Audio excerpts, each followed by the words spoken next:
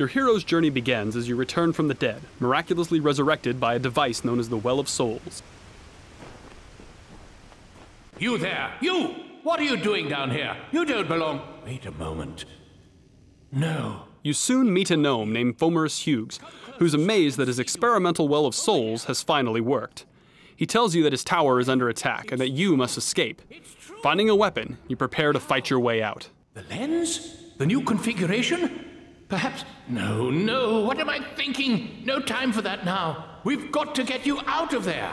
Here you get your first glimpse of the Well of Souls, the place of your rebirth. Combat in Reckoning is intuitive and accessible.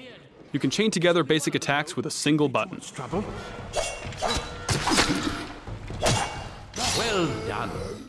Collecting loot is a big part of the game. While you loot, you can compare items and decide whether they are worth equipping now or saving them to sell off later. Just by varying the timing of your basic attacks, you'll perform special moves like launching an opponent into the air and juggling him. Using your shield for a well-timed parry can open up an even more damaging attack chain on your stunned opponent.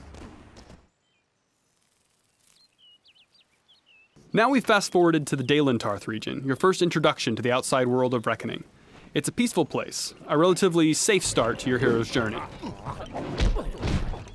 You now have both primary and secondary weapons equipped, and even as a melee fighter, you'll unleash powerful battle magic on your enemies.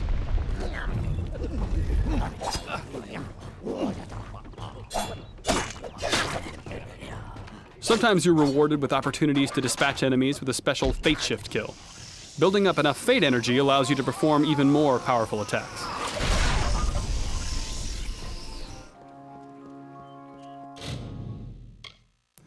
Reckoning features a robust crafting system. Here, for example, you might try your hand at Sagecraft. Using this altar, you insert a magical gem into a longsword, upgrading it to a more powerful flaming sword.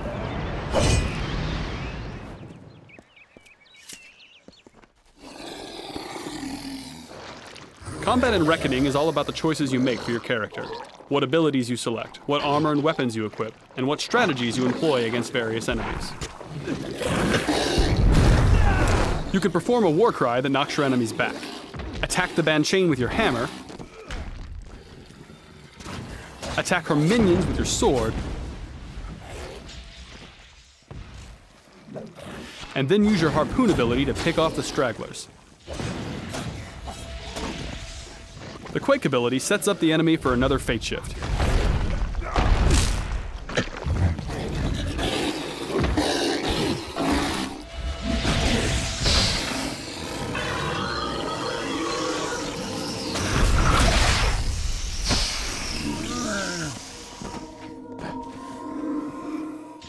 Finish off the remaining foes using the special attacks with your hammer.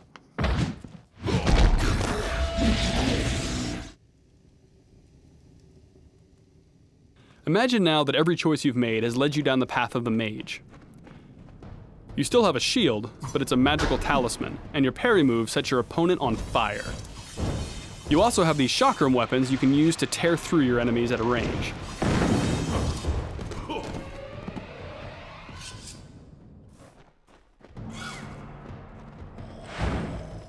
Magic is your main weapon and defense.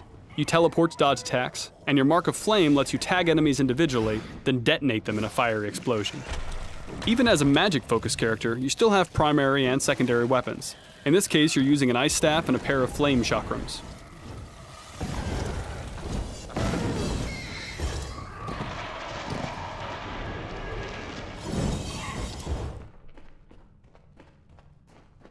For the sake of this demo, we've given you an advanced spell, Meteor. Here you can see the kind of power a high-level mage can unleash.